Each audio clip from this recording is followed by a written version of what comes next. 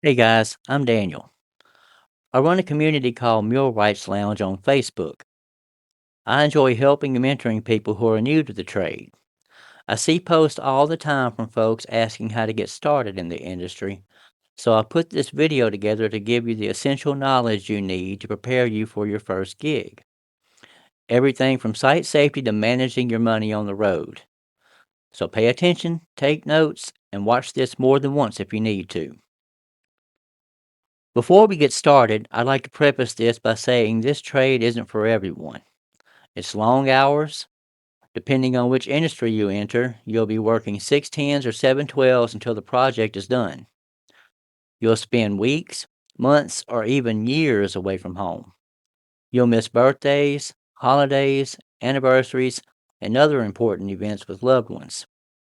If work life balance is what you're seeking, this probably isn't for you. This video isn't a comprehensive guide by any means, but it will cover the basics of road life and help you prepare with the proper mindset and safety attitude you'll need to survive in this trade.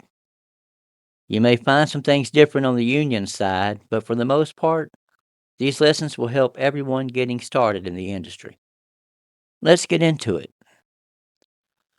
If you're looking to work in the new construction or outage maintenance industries, but you have no experience, there are a few things you can do to make your first job a lot safer and more productive.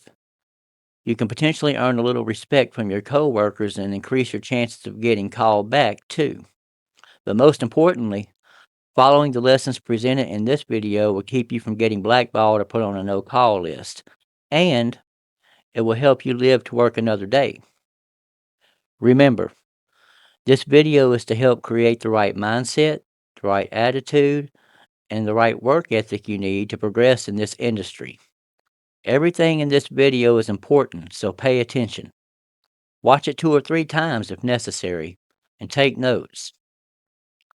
Let's start with the most important rule: safety first. In this industry, it's all about safety. With that in mind, we'll begin with your safety. Always, always, always pay attention to your surroundings. You need to always be aware of everything happening around you, above you, and below you at all times. Crane loads, overhead work, and plenty of other things could potentially be above your head, waiting to test your hard hat. Likewise, there are plenty of things at ground level besides your feet. So take your time and walk. Don't run. And as they say, keep your head on a swivel. In other words, look up, look down, and look all around. Be aware at all times. Now let's focus on what you'll be watching for: your surroundings. At a refinery, everything is either hot, heavy, or under pressure. Pipe racks, scaffolding, pressure valves, adjacent crews, moving equipment, all of these things present potential hazards if you're not aware of them and you don't take proper precautions.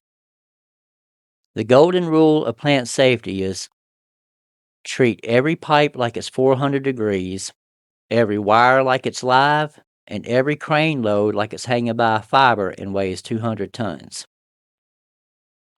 New construction is similar in many ways, but the biggest difference that you need to be aware of is everything is constantly changing in the field every day. There are different crews working all around you and above you. Moving machinery, equipment, and cranes are everywhere. You have to recognize these constant changes throughout each day and take proper precautions to accommodate, because any of these things could ruin your life at any time, which includes your phone.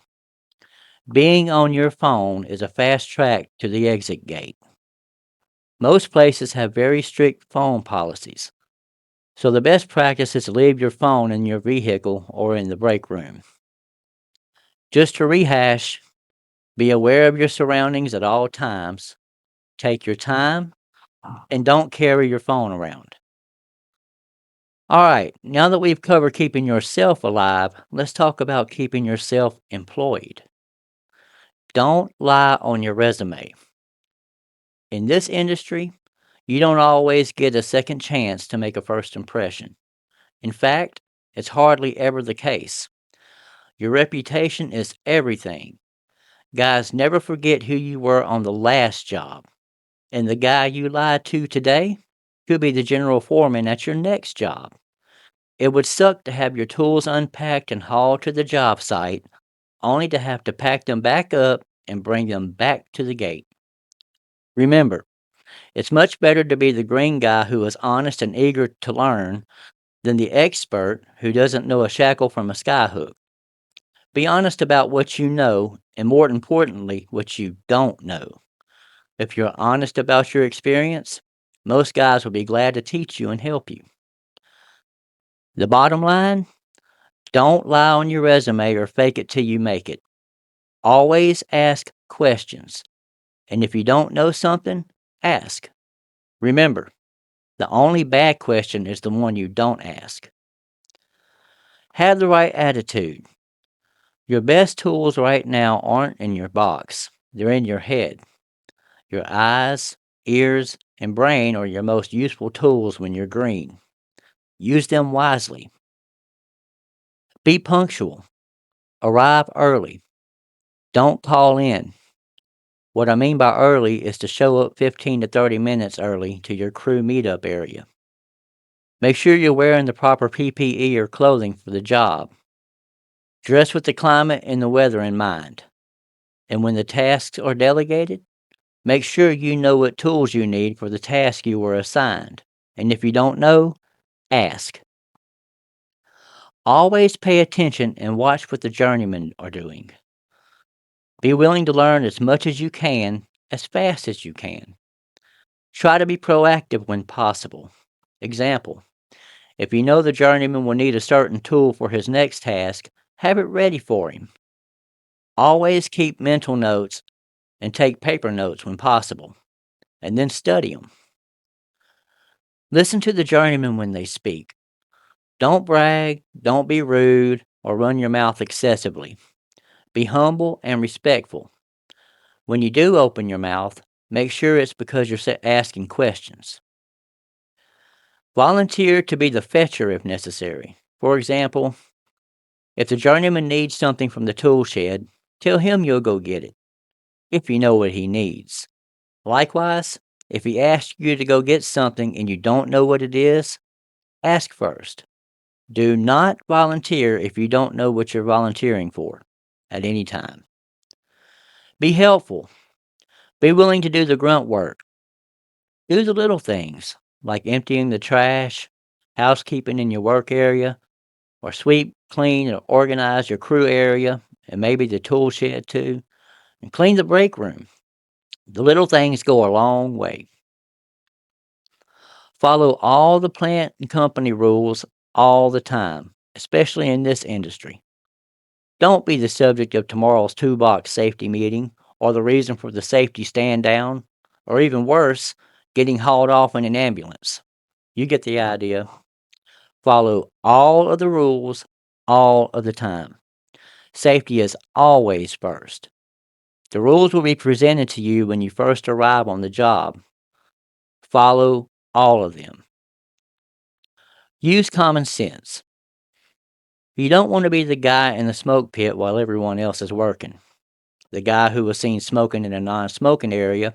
The guy who wouldn't leave his hard hat on. The guy crossing the red barricade tape. Or the guy who was seen littering all over the plant. You won't last long in this industry if you don't use common sense. And trust me, people are always watching, both for their own safety and yours. Okay, guys, ladies, this is important. Unless you've been told otherwise, do not stand around and do nothing. Find something to do. Pick up trash or unused materials, organize the tool shed, clean tools. There's always something to do. If you're not sure where to start, ask your lead man or your foreman what he would like you to do. Tell him you don't want to stand around. Maybe make suggestions about cleaning or something. Regardless, don't just stand there idle.